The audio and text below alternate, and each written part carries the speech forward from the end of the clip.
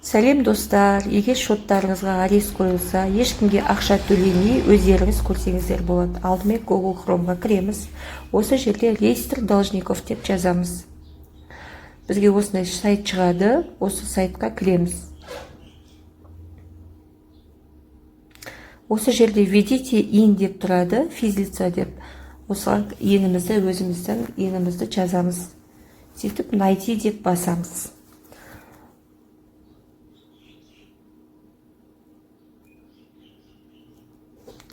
Бізге осы жерде найти деп басқаннан кейін қандай сот орындаушы сіздің шотыңызға қай банк арест қойғаны полный шығады.